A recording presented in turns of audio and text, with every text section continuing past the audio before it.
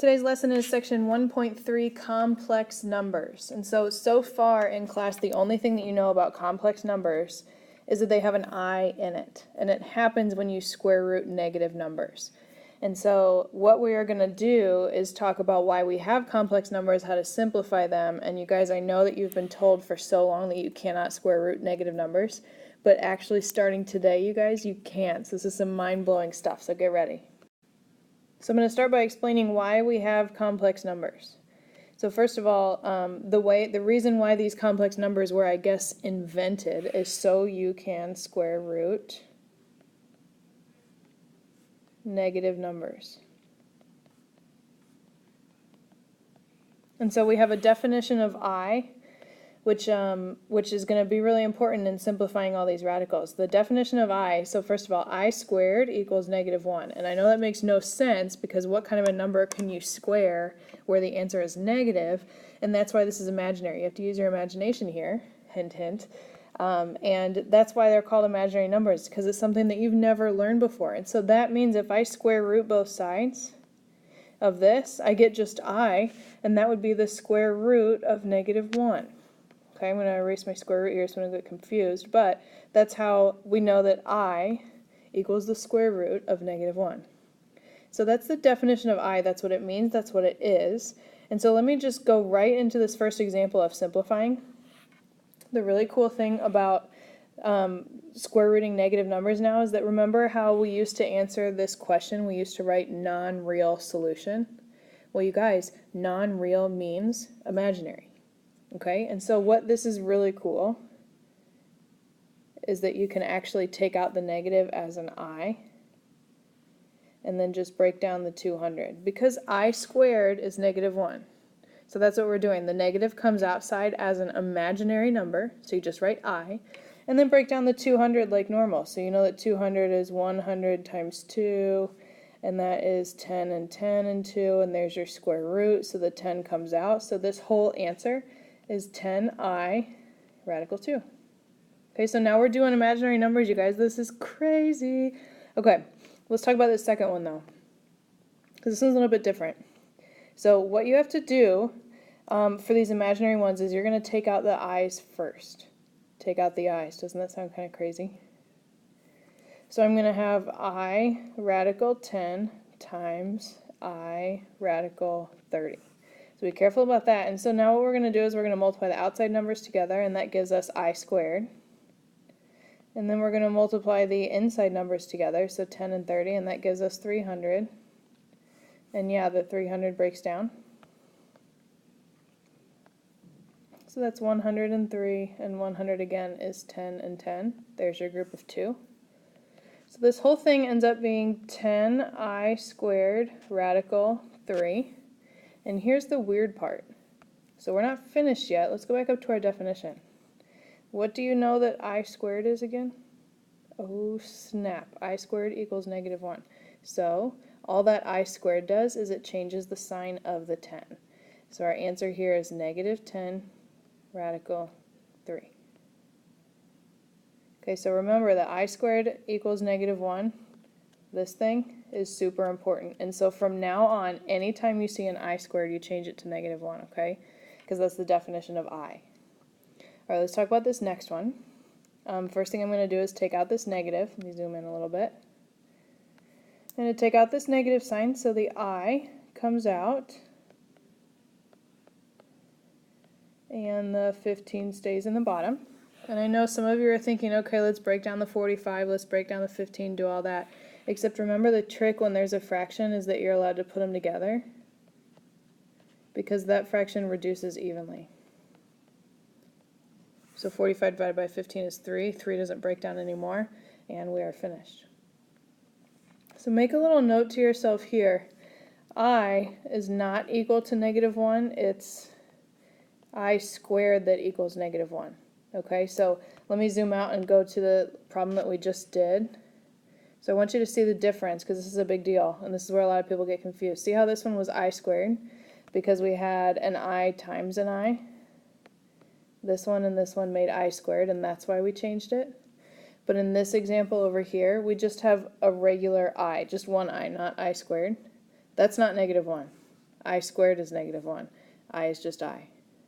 Okay, so that's kind of weird because you've never learned what I is before. So we're allowed to leave an I in our answer. We are not allowed to leave an I squared in our answer because that simplifies. Okay, just keep remembering that definition of I's. Okay, simplify and write as A plus BI. So technically all this means here is that when you do imaginary numbers, your real number goes first, and usually you write the I part last. Just as like an FY, it's kind of like more politically correct for math class. Kind of like ending your sentences in English with a period. If you're doing anything with I in math, the I goes last. Just FYI. Okay, what I'm going to do first is we're going to talk about simplifying this. So this looks kind of crazy, and first of all, no, we're not going to reduce the 8 and the 12 right away because I have to be able to factor something out of this in order to cancel them. But what I know that I can do is take this negative sign out as an I. So I'm going to leave everything else the same. And then I know that the 48 I can break down like normal. No big deal there, so I'll do a sideways tree. 48 is 4 and 12 and 4 and 3. Yes, I know 4s break down more, but I'm still going to get a 4 on the outside after I do that. So once you find your group of 2, you can be finished breaking it down. 8 minus, so where does that 4 go that comes out? So this 4 actually goes here with the I, because remember how we took an I out, so we're also taking a 4 out, so those kind of stay together. 4I radical 3 over 12. And now what you can do is, there's kind of a shortcut for reducing radicals like this, is that if you notice that this number and this number and this number all divide by something, you're allowed to cancel them. It's also referred to as the heart method. I don't know if you've ever heard that before, so it kind of looks like a heart. You're only allowed to divide all 3 of those numbers, and that's how you reduce it. So all 3 of those numbers divide by 4, so that's going to change into 2 minus 1I radical 3 over, and when I divide the 12 by 4, I get 3. And so it does say in the directions, make sure you write your answer as A plus BI. And so I think especially in your Math Excel assignment, it's going to want you to split up that fraction into 2 fractions so that the imaginary part is separate from the real part. So we have 2 over 3 minus I radical 3 over 3. This is how you should write your final answer. And especially because I think Math Excel will count it wrong if you write it this way. I think it wants it to be separate, so just keep that in mind. It wouldn't be wrong on a quiz or a test, but just to save you some time in your Math Excel stuff, keep in mind that you do need to separate the real part from the imaginary part. And by the way, maybe I should write that down. This part is called the real part because that's just a real number. Think about our complex number diagram that we talked about like way at the beginning of the year. And this is our imaginary part because it has the I. Just keep that in mind. That's because there's an I there with that term. It makes it imaginary. Okay? Remember, I is not negative 1, it's I squared that's negative 1, so don't get those confused. This one's going to be really similar. First thing I'm going to do is take out the negative 1 here and write I. I have 6 plus I radical 45 over 18. I am now going to break down the 45. And so 45 again is sideways tree, 9 and 5. And 9 is 3 and 3. So that whole thing, where does that 3 go? Well, you already took the I out, so it actually goes right next to the I because it's all part of that radical. It's all the same term. So the 6 stays the same. I now have 3I radical. The 5 did not get circled, so it stays in over 18.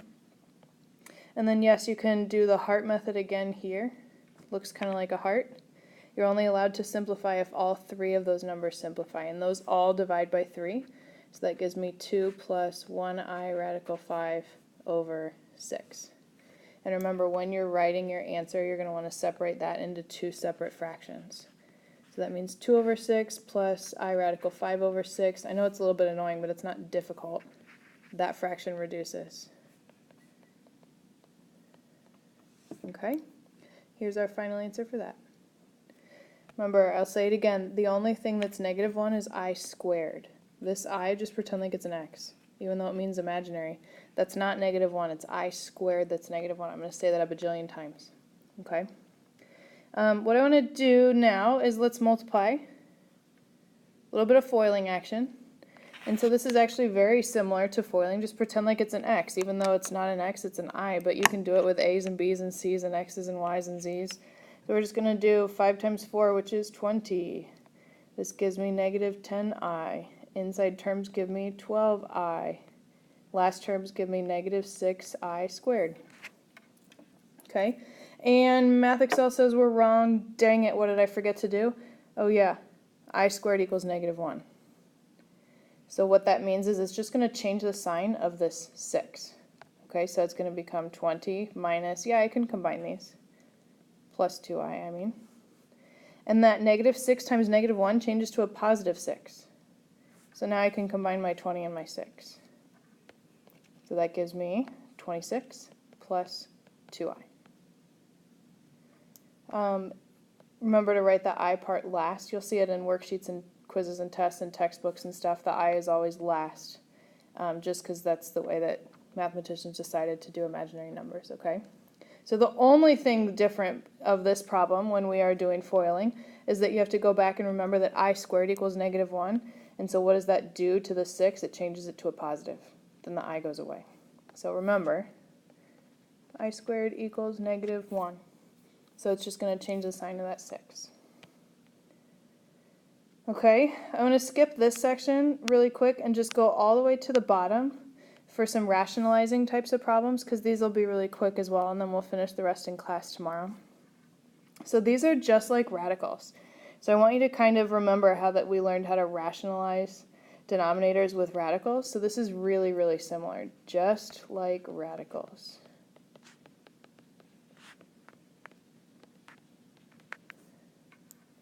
Okay, so what we're going to do is we have to multiply the numerator and the denominator in the problem by what is called the complex conjugate. So again, that's the key here, is that when there's a binomial in the denominator like this one, you have to rationalize it. Pretend like it's a radical. It's kind of the same exact idea, that we actually can't leave an I in the denominator. And then once we're finished, the result is no longer going to have an I in our denominator. We have to rationalize it. So this is the last thing we're going to talk about. It's very similar to when we did radicals. So you have this binomial down here, and you're going to multiply the top and the bottom by 4i plus 5. So remember, just like with radicals, all you do is you change the sign. And then we have some foiling to do. Foil. And then you'll see what happens. So I'm going to FOIL the top part first. 2 times 4i is 8i. 2 times 5 is 10. 3i and 4i is plus 12i squared. Yes, I'll change the I squared in a second. And then 3i times 5 is 15i. So that's my numerator. I have a little bit of combining like terms and stuff to do, but let's just hold your horses for a second. Let's finish the foiling of the bottom. 4i times 4i is 16i squared. Yes, I'll change that in a second. 4i times 5 is 20i. And 4i times negative 5 is negative 20i. Yes, those cancel. That's a good thing. And negative 5 times positive 5 is negative 25. Now we're going to simplify the top and simplify the bottom. And it's just like radicals. Our I terms in the denominator should cancel. And look, they do. Oh yeah, and what's I squared again? Negative 1. And there's another negative 1. So to show all of my work and kind of show you where all these numbers are coming from here, I have 8i plus 10, and the I squared on the 12 is just going to change it to negative 12, because remember, I squared is negative 1. And then plus 15i. And the denominator, the I squared on the 16 just changes it to negative 16, because remember, I squared is negative 1. The 20i and the negative 20i cancel. That's awesome. And I have negative 25 also. So now I just need to combine like terms. So in the numerator, I have my I terms are 8i and 15i. And then I have 10 and negative 12 that I can combine. So negative 2 plus 23i. And yes, I wrote the I part last on purpose. Negative 16 minus 25 is negative 41. And look, there's no more denominator, or there's no more I in the denominator, and that's why we did that. And so let's separate this out into negative 2 over negative 41 plus 23i over negative 41. And yeah, you can cancel those negatives. It turns to a plus positive on the first fraction. Those fractions do not reduce anymore, so we are finished. Okay, so exactly like radicals, you guys. It's just foiling, except the only new thing is that remember I squared equals negative 1. So that just changes this 12 to a negative 12. Changes this 16 to a negative 16. Let's do one more. Where is it? Here we go. All right, notice how this is just a monomial in the bottom. That's easier. Anytime there's a monomial, that makes it easier. The only part that you can't have in the denominator is the I. So let's just multiply the top and the bottom by I. Okay, so let me go back over to the binomial real quick. When it was a binomial, we had to multiply by the entire complex conjugate, and that's what we wrote out up here. When it's a monomial, the only part that can't be in the denominator is the I, so just rationalize it just with the I. And then let's see what that looks like. So when I distribute my I to the top, I get 7i minus I squared, and the denominator is 4i times I, so 4i squared. And remember that I squared equals negative 1. Okay, so I'm going to replace those. I get 7i, and then minus negative 1. I am going to write both of those since these are the notes because that part's a little bit confusing. This minus sign is this minus sign, and I squared is negative 1. So yes, that means I have a double negative. So that's actually 7i plus 1 in the numerator. In the denominator, we have 4 times I squared, so 4 times negative 1, so negative 4. That's my denominator. Last thing I need to do is reverse those so that the I goes last, and I'm going to separate the fractions all at once. So those get separated, so I have actually negative 1 over 4 because that 4 is negative in the bottom. And then I have minus 7i over 4. They're both negative because the negative 4 is negative. And so that's why both of those terms are negative. Make sure you separate into two fractions and make sure your I part is last. And that is it, you guys. Bring your questions to class tomorrow and we'll finish up the notes, okay?